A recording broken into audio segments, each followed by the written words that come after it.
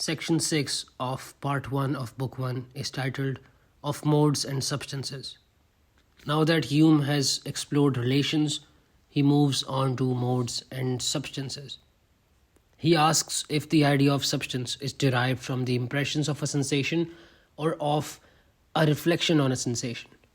If by sensation, then it must be perceived by one of the senses. If we perceive substance with our eyes, then substance would be a color, ears, a sound, and so on. But substance cannot be a color or sound. So the idea of substance must be derived from an impression of a reflection. We noted before that first we have a sense impression, which is copied as an idea in the mind.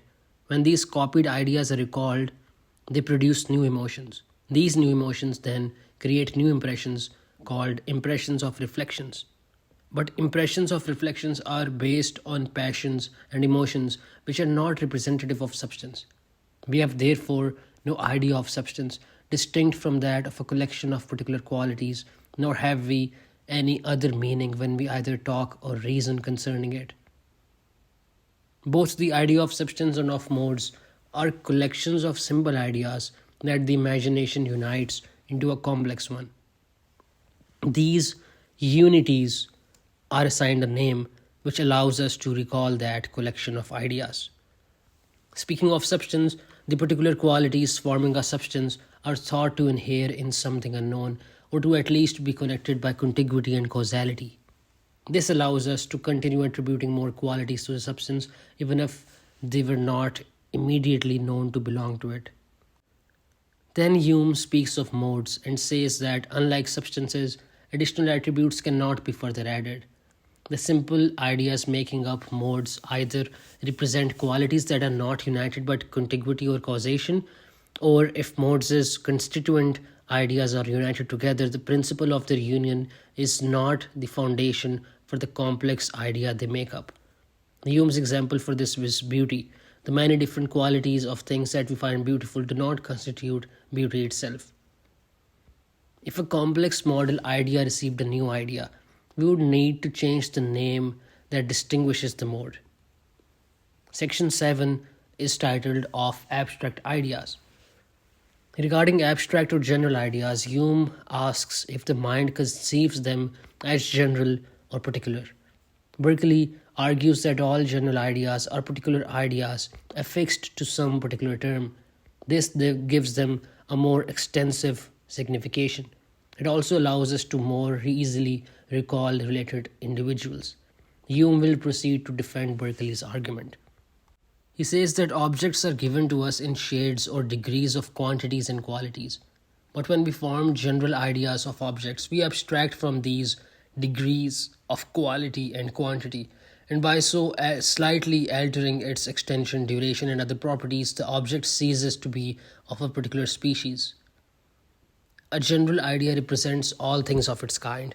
So the abstract idea of man represents all men of every size and quality. But we know that the idea cannot represent every one of these possibilities all at once. And we know that it also must represent some particular. For we cannot conceive an idea without also having some particular in our mind. Hence our philosophical dilemma. The first option, that one idea represents all possible instances all at once, is rejected because it produces an infinite regress. Thus, many conclude instead that general ideas cannot represent particulars. Hume will argue the contrary, that it is utterly impossible to conceive any quantity or quality without forming a precise notion of its degrees. Hume acknowledges that the mind is not infinite. However, he will argue nonetheless that we can form an imperfect notion of all the possible qualitative and quantitative degrees of the object. The proposition here is that the mind cannot form any notion of quantity or quality without forming a precise notion of degrees of each, and he will prove this by 3 arguments.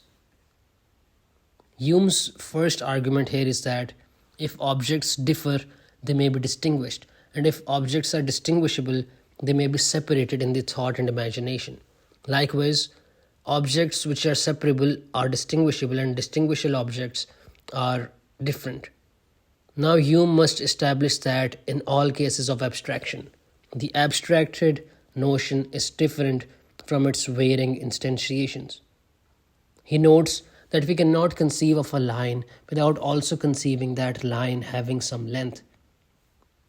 The precise length of a line is not different nor distinguishable from the line itself, nor the precise degree of any quality from the quality.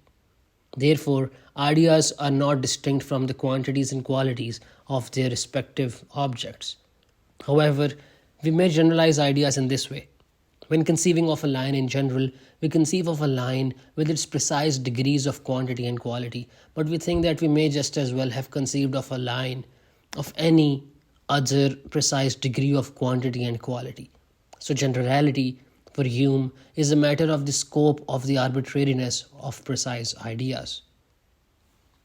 Hume then says that objects appear to our senses, and this requires that an impression enters our minds. To do so, the object must be determined in both its degrees of quantity and quality. Hume here is talking about his second argument. True, some likewise argue that it is necessary for objects to be determined in terms of their degrees of quantity and quality. Yet they also argue that when impressions are faint, it is not on account of some inadequacy of our mind's ability to receive its impressions. They think that instead the objects themselves have no particular degree or proportion, and hence our minds are unable to assign any degrees of quantity and quality to them. But Hume says to say that an object does not have degrees of qualities and quantities is a contradiction of terms, for every object has properties. Ideas are copies and representations of impressions, so what is true for the one is true for the other. The only way that impressions and ideas are different is in their degree of strength and vivacity. An idea is a weak impression, but all strong impressions have determinate degrees of quantity and quality. So it is also true of their copies or representations, that is, their ideas. No matter how faint, all ideas must also have determinate quantities and qualities. Some philosophers hold that everything in nature is individual, so there are no triangles in reality without precise proportions between their sides and angles. And because it is absurd for there to be indeterminate triangles in fact and reality, it is also impossible that we may have an idea of a triangle without such precise determinations. For we cannot form ideas that are absurd and impossible. In the case of the triangle, we form an idea of an object. To think merely of a triangle in general is no different of an act of forming an idea. So, say we form an idea of an object like a triangle that possesses properties of quantity and quality. We cannot form this idea without also forming an idea of the precise degrees of the triangle's quantities and qualities. Hence, we can only form ideas, no matter which ones, that are bound to certain particulars. In this way, all abstract ideas are individual. However, abstract ideas may become general if we apply the particular image in our mind to a wide variety of particular cases, as if it were a universal. Hume says that some ideas are particular in their nature but general in their representation. A particular idea becomes general by being annexed to a general term, that is, to a term which, from a customary conjunction, has a relation to many other particular ideas and readily recalls them in the imagination. Part 1 of Book 1 ends with Hume rejecting Locke's account of abstract ideas.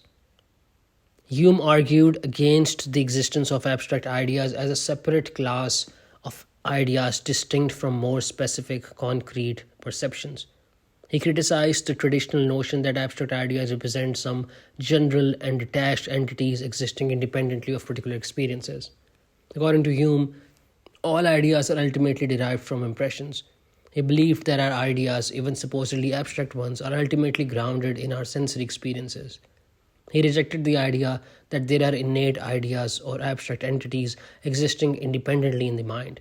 Instead, he proposed that our more general or abstract ideas are formed by combining and recombining elements of our more specific sensory experiences.